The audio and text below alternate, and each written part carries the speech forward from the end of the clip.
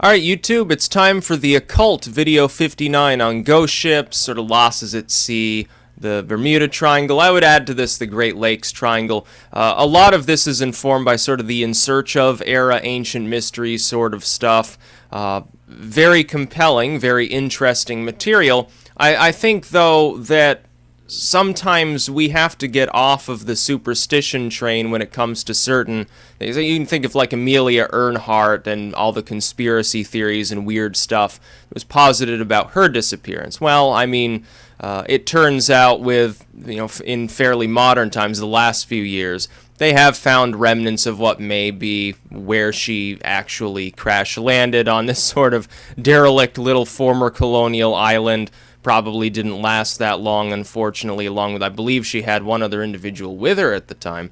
I can't remember if that's actually true or not, but they did find a metal panel that appears to have been a patch from that specific aircraft, along with other sort of Depression-era sort of period remains. Sometimes when you get a disappearance or a missing person, you can think of Glastonbury Mountain. Although I've said it is a mysterious location, there are some really weird, warped old legends that deal with this location. You can't necessarily say that all disappearances there have anything to do with the paranormal or the missing 411 sort of stuff.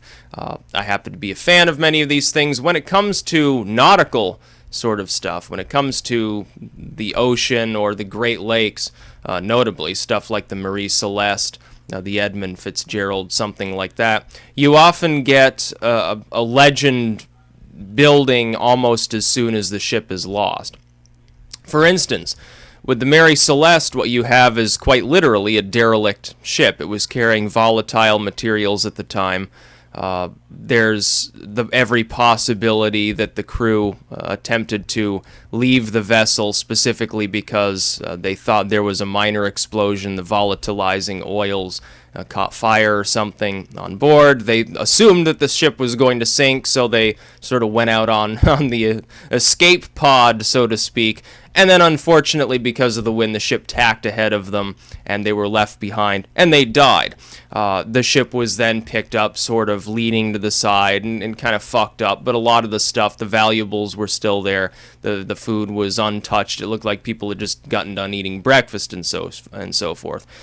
In this case, we have a situation where the legend has grown far larger than the actual events that led to that legend. We have a case where there is a derelict ship. There's nothing specifically mysterious about it. It's not a ghost ship. It's not the Flying Dutchman flying off the Cape.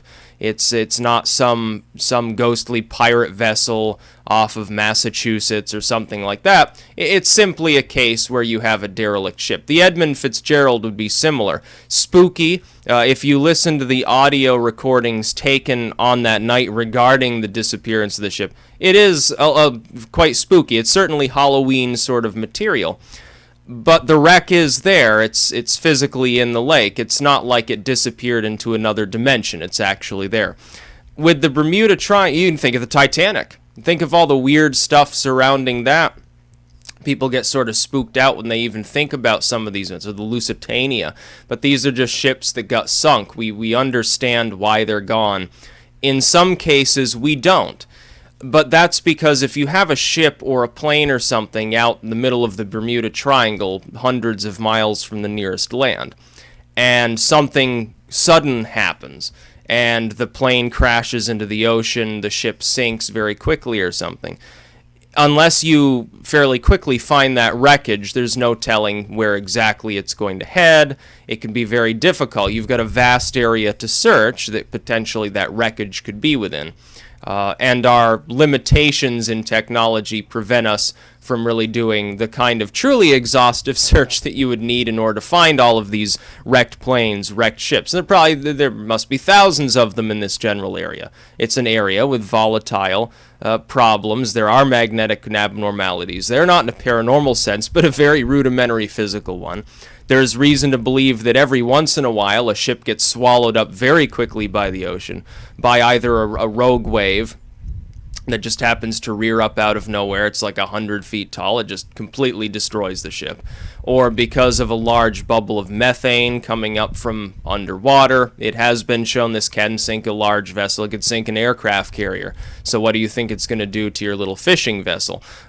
It's quite likely that this does occasionally happen. In fact, it's a little bit frightening. You think of nice calm seas, and all of a sudden below your craft, a giant gaping hole where there's a bubble of methane opens up. Your ship suddenly drops 100 feet into the abyss and gets immediately swallowed back up. You die instantly. There's not a whole lot that can be done about that fact. There are, though, tales here in sort of coastal New England. These are quite common. There are tales of seeing ghost ships out on the ocean, sort of like a glowing, ethereal, sort of wrecked old pirate vessel or fishing vessel with the crew still on it. They're ghosts. They're still doing their business, and they just sort of drift by into the fog and then disappear, and they do this every once in a while. It's sort of the specter ship of sorts. Those legends are more along the paranormal, more along the occult line than something like, again, the Edmund Fitzgerald, the Marie Celeste, something like that. As far as the Great Lakes Triangle, yeah, there are a hell of a lot of ships that have been lost there. However, you've got to understand something. If you look around, for instance, the Mediterranean basin, you'll find a hell of a lot of shipwrecks there from antiquity and up through, the Renaissance, things like that. Lots and lots of thousands of shipwrecks. And that's, quite some time ago. The population was lower. There were fewer vessels on the ocean at the time, certainly, than today. And we're finding thousands and thousands of these wrecks.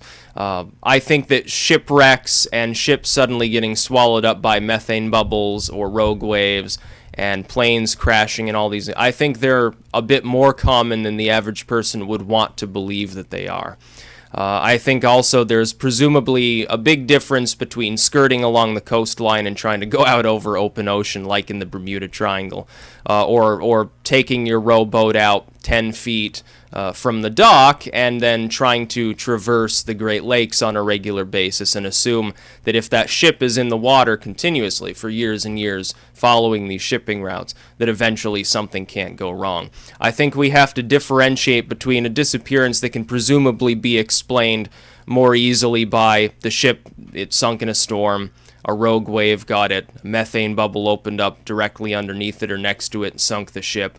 The plane lost control because it depressurized. The plane lost control because the pilot had a stroke. The plane lost control because the pilot took drugs that morning or was drunk at the time. We have to separate those stories from the more weird sort of ghostly tales of the literal ghost ship that's flying around in the waters off the Cape, that's sailing around still in the same waters it was sunk in a couple hundred years ago off Massachusetts or something like that. Now, I've never seen it's not like UFOs or Bigfoot or something like that. I don't think I've ever seen a recording of a ghost ship. I've seen plenty of recordings of what people thought were derelict vessels. That is something that crew died, crew abandoned ship, ran up aground on a reef, crew's dead, and then it just sort of floats around for the next few years. You have a properly constructed ship that doesn't encounter anything capable of sinking it, it's going to continue floating around on the current, potentially. We've still got ships from Fukushima occasionally washing up along Pacific shores even now. We've got ships from China when they had their hurricane. Years later, the occasional vessel washes aboard. Now, the Fukushima ships are probably a lot more worrying since they're radioactive. It's certainly spooky. It's certainly very, very strange. People can't quite wrap their heads around the idea that a ship that was lost several years ago is still floating around out there, hasn't been seen, hasn't been demarked as a derelict vessel. Nobody flying over or sailing around saw it before, and all of a sudden it washes up in California. You've got a lot of other debris also at the same time that does come from that disaster that is still washing up to this day. You get like a crate full of tennis balls. All of a sudden the beach is covered in tennis balls. Or bobbleheads. Or here's a whole box full of PS3 games that were lost during Fukushima or something like that. The fact, though, that it's spooky, that it's something very abnormal, very, very strange, admittedly so, doesn't make it necessarily paranormal. I think, though, the sort of ghost ship legends are a little bit different from the same. You know, you go back to antiquity, you find such legends. You don't have to go just back to sort of the era of piracy in the Spanish Main and stuff like that. You can go back further, or you can look at, you know, the last 100 years. You can find the same sort of stuff. But I think aerial and marine disappearances, because of the vastness of the ocean, the sort of unexplored feel of the ocean, you have attendant legends. You still, until fairly recently, had legends of, like, you know, some magical island that only appears under certain circumstances. It's like El Dorado or something like that. And I think the ocean serves the same function. We have largely covered the land in habitation. The human population has grown to the point where most habitable land is already taken or on the fringes of being taken. There's still the Amazon. There's still, like, the African rainforest or the Gobi Desert or Siberia or something. You have a lot of legends there too. You still have a lot of legends. Every mountain has a ghost on it, essentially. But the ocean, we don't permanently populate it for the most part. There are some small islands that are populated. There are some oil rigs. There's sea land, and that's basically it. There are just ships passing through and planes passing overhead. There's a lot of empty space out there, and it makes it mysterious. The human mind has a tendency to thus assume there are sea monsters out there. We may rationalize them. Like, instead of having Leviathan swimming around, we have, there's probably a 200-foot squid at the bottom of the Marianas Trench or something like that. Now, it could be, that's probably is the case, but it is an attempt to rationalize sort of the monster, the disappearance that can't be explained. There's no bodies. The idea, Gagnon and Muerger pointed this out in lake monster tradition. This has nothing to do with the ocean. This has to do with aquatic monsters in freshwater bodies that tend to be much smaller than the Atlantic or the Pacific or something. They point out there's a continuous fixture within some of these stories about the idea that a lake doesn't give up its dead. In the same way, when you fail to find the wrecked ship, when you fail to find the crashed airplane, when no survivors are found, there's some flotsam, but, where are the bodies? It adds an aura of mysteriousness to disappearances that otherwise we could presumably explain through the mundane. I remember in the Bermuda Triangle case, a lot of people like to believe that there's like a dimensional portal somewhere there, and a ship or a plane might go through it, and you find yourself in a different dimension, and so they disappear. There's no remnant at all. Now, I have a feeling if we were to actually search the entire span of area, it'd be a massive undertaking, but if we actually searched the whole seafloor, we'd find all of the wrecks, or at least the vast majority of them, including the more mysterious cases. We do the same thing anywhere. But can we physically do that? Is there the wherewithal to get 10,000 ships together with this equipment and spend $1 billion to search the whole area? I don't think so. I also like to think, this is the more secular me talking, mystery is good. It's good that human beings can explain all of these phenomena. It'd be a very boring world if we could. And I don't have any real proclivity towards encouraging that we do try to answer every question. If you wanted to find out whether there was really a Loch Ness monster, you could dredge the entire lake. You could completely map the entire thing out. It's possible to do that. In fact, because it's a smaller body of water than the Atlantic Ocean, or like Lake Champlain or something like that, it'd actually be comparatively easy. But why would you want to? The mystery is the reason why it's interesting. What happens if you find that there's no monster there? Well, then it becomes just another boring lake. That's the problem.